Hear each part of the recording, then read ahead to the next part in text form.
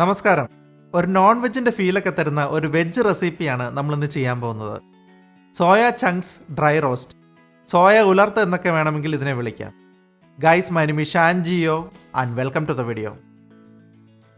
ആദ്യമായിട്ട് നമുക്ക് soya chunks വേവിച്ചെടുക്കണം. അതിനായിട്ട് ഞാനിവിടെ 1 ലിറ്റർ വെള്ളം തിളപ്പിക്കാൻ വെച്ചിട്ടുണ്ട്. ഇനി ഇതിലേക്ക് 1.5 ടീസ്പൂൺ, അതായത് 1/2 ടേബിൾ സ്പൂൺ ഉപ്പ് ചേർക്കുക.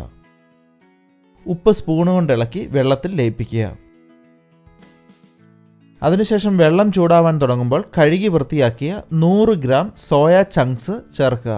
സോയാബീനെ ഡീഫാറ്റ് ചെയ്തതിന് ശേഷം, അതായത് സോയാബീനിൽ നിന്നും സോയാബീൻ ഓയിൽ എക്സ്ട്രാക്റ്റ് ചെയ്തതിന് ശേഷം ഉണ്ടാകുന്ന ബൈ പ്രോഡക്റ്റ് ആണ് സോയ ചങ്ക്സ്.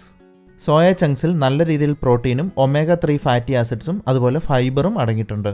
അതുപോലെ തന്നെ സോയ ചങ്ക്സ് മെറ്റാബോളിസം കൂട്ടുകയും കൊളസ്ട്രോൾ ലെവൽ കുറയ്ക്കുകയും ചെയ്യുന്നതായിട്ട് പഠനങ്ങളിൽ കണ്ടെത്തിയിട്ടുണ്ട്.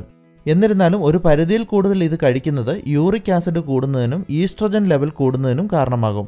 അതുകൊണ്ട് ആഴ്ചയിൽ 2 പ്രാവശ്യത്തിൽ കൂടുതൽ കഴിക്കരുത് എന്നാണ് എക്സ്പേർട്ടുകൾ പറയുന്നത്. ഇനി ഇത് തിളയ്ക്കുന്നതുവരെ വെയിറ്റ് ചെയ്യുക. തിളയ്ക്കാൻ തുടങ്ങിക്കഴിയുമ്പോൾ ഇടയ്ക്കിടയ്ക്ക് ഒന്ന് ഇളക്കി കൊടുക്കുക. ഏകദേശം 4-5 മിനിറ്റ് നേരം ഇങ്ങനെ തിളപ്പിക്കുക. പിന്നീട് തീ ഓഫ് ചെയ്ത ശേഷം ഈ വെള്ളം പൂർണ്ണമായിട്ടും ഊറ്റിക്കളയുക. വെള്ളം ഊറ്റിക്കളഞ്ഞതിന് ശേഷം ഇതിൻ്റെ ചൂട് കുറയുന്നതിനായിട്ട് വെയിറ്റ് ചെയ്യുക. ഇതിപ്പോൾ ചൂട് കുറഞ്ഞിട്ടുണ്ട്. നമ്മൾ വെള്ളത്തിൽ വേവിച്ചതായതുകൊണ്ട് ഈ സോയ ചങ്ക്സ് അല്പം വെള്ളം വലിച്ചെടുത്തിട്ടുണ്ട്. ഇനി അത് കൈകൊണ്ട് പിഴിഞ്ഞ് കളയണം. ഇതുപോലെ കുറേശ്ശെ കയ്യിലെടുത്ത് പിഴിഞ്ഞ് മാറ്റി വയ്ക്കുക. വെള്ളം പിഴിഞ്ഞ് കളഞ്ഞ് മാറ്റിവെച്ച സോയ ചങ്ക്സ് ആണിത്. സോയ ചങ്ക്സ് പല വലുപ്പത്തിൽ കിട്ടാറുണ്ട്. ഇതൊരു മീഡിയം വലുപ്പത്തിലുള്ളതാണ്. വലിപ്പം കൂടുതലുള്ളതാണെങ്കിൽ ഈ അവസരത്തിൽ 2ആയിട്ട് മുറിക്കാവുന്നതാണ്. അങ്ങനെ സോയ ചങ്ക്സ് കുക്ക് ചെയ്ത് റെഡിയാക്കിയിട്ടുണ്ട്. ഇനി ഇതിനെ എങ്ങനെ റോസ്റ്റ് ചെയ്യാമെന്ന് നോക്കാം. അതിനായിട്ടൊരു പാൻ ചൂടാക്കി അതിലേക്ക് 3 ടേബിൾ സ്പൂൺ എണ്ണ ഒഴിക്കുക. എണ്ണ ചൂടായി കഴിയുമ്പോൾ തീ മീഡിയം ഫ്ലെയിമിലേക്ക് വെച്ച ശേഷം 1 ഇഞ്ച് നീളമുള്ള ഇഞ്ചിയുടെ കഷ്ണം ചെറുതായിട്ട് ചോപ്പ് ചെയ്തത്, 6 വെളുത്തുള്ളിയുടെ അല്ലി ചെറുതായിട്ട് ചോപ്പ് ചെയ്തത്, 2 പച്ചമുളക് ചോപ്പ് ചെയ്തത്, എരിവ് കുറച്ച് മതിയെങ്കിൽ 1 ചേർത്താൽ മതിയാകും. ഇനി ഇത് 10 സെക്കൻഡ് നേരം ഇളക്കുക. അതിനുശേഷം 2 മീഡിയം സൈസ് സവോള സ്ലൈസ് ചെയ്തത് ഇതിലേക്ക് ചേർക്കുക. വലുതാണെങ്കിൽ 1 ചേർത്താൽ മതി. അതോടൊപ്പം തന്നെ അല്പം കറിവേപ്പില, 1/2 ടീസ്പൂൺ ഉപ്പ്. കുക്കിംഗ് പഠിച്ചു വരുന്നവർ ടീസ്പൂണും ടേബിൾ സ്പൂണും മാറിപ്പോവാതിരിക്കാൻ ശ്രദ്ധിക്കുക.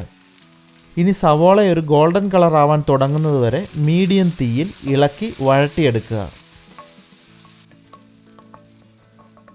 സവോള ഇതുപോലെ ഗോൾഡൻ കളർ ആവുമ്പോൾ തീ ഏറ്റവും ലോ ഫ്ലെയിമിലേക്ക് വെച്ച ശേഷം ഇതിലേക്ക് 1 ടേബിൾ സ്പൂൺ മല്ലിപ്പൊടി, 1 ടേബിൾ സ്പൂൺ കാശ്മീരി മുളക് പൊടി, സാധാരണ മുളക് പൊടിയാണെങ്കിൽ 1/2 ടേബിൾ സ്പൂൺ മതിയാകും, 1/4 ടീസ്പൂൺ മഞ്ഞൾപ്പൊടി, 1 ടീസ്പൂൺ ഗരം മസാല. ഗരം മസാലയുടെ റെസിപ്പി മുമ്പ് പോസ്റ്റ് ചെയ്തിട്ടുണ്ട്. അതിൻ്റെ ലിങ്ക് ഡിസ്ക്രിപ്ഷനിൽ കൊടുത്തേക്കാം. ഇനി ഈ മസാലകളുടെയൊക്കെ പച്ചച്ചൊവയൊന്ന് മാറുന്നതിനായിട്ട് തീ ലോ ഫ്ലെയിമിൽ വെച്ചുകൊണ്ട് തന്നെ 1/2 മിനിറ്റ് നേരം ഇളക്കുക.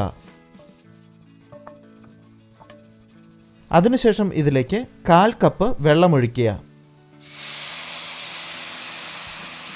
അതോടൊപ്പം തന്നെ 1 ടീസ്പൂൺ നാരങ്ങ നീര് കൂടി ഒഴിക്കുക. പിന്നീട് വളരെ പെട്ടെന്ന് ഒന്ന് ഇളക്കി യോജിപ്പിക്കുക. അതിനുശേഷം ഉടൻ തന്നെ നമ്മൾ നേരത്തെ വേവിച്ച് വെച്ചിരുന്ന സോയ ചങ്ക്സ് ചേർക്കുക. ഇനി ഇത് ഏകദേശം 3-4 മിനിറ്റ് നേരം കണ്ടിന്യൂസ് ആയിട്ട് ഇളക്കി റോസ്റ്റ് ചെയ്യുക. തീ ഏറ്റവും ലോ ഫ്ലെയിമിൽ തന്നെ വയ്ക്കാൻ ശ്രദ്ധിക്കുക. അതിനുശേഷം ഇതിലേക്ക് 1 ടേബിൾ സ്പൂൺ ടൊമാറ്റോ കെച്ചപ്പ്. ഇത് ഓപ്ഷണലാണ്, ഉണ്ടെങ്കിൽ മാത്രം ചേർത്താൽ മതി. 1/2 ടീസ്പൂൺ ക്രഷ് ചെയ്തെടുത്ത കുരുമുളക്. വീണ്ടും എല്ലാം നന്നായിട്ടൊന്ന് ഇളക്കി യോജിപ്പിക്കുക. ഏകദേശം 1 മിനിറ്റ് നേരം ഇളക്കി യോജിപ്പിച്ച ശേഷം ചൂടോടുകൂടി തന്നെ വിളമ്പാവുന്നതാണ്. നമ്മളിപ്പോൾ ചെയ്ത ഈ അളവിൽ ചെയ്യുവാണെങ്കിൽ ഏകദേശം 4-5 പേർക്ക് വിളമ്പാൻ സാധിക്കും. ഇതൊരു ഡ്രൈ റോസ്റ്റ് ആയതുകൊണ്ട് തന്നെ 1-2 ദിവസം വരെ ഇത് കേടുകൂടാതെ നിങ്ങൾക്ക് ഫ്രിഡ്ജിൽ സൂക്ഷിക്കാൻ പറ്റും. റെസിപ്പി എല്ലാവർക്കും ഇഷ്ടപ്പെട്ടു എന്ന് വിചാരിക്കുന്നു. നിങ്ങളുടെ ഫീഡ്ബാക്ക്സ് ഒന്ന് താഴെ കമൻറ്റ് ചെയ്യുക. മറ്റൊരു വീഡിയോയുമായി വീണ്ടും കാണാം. Thanks for watching.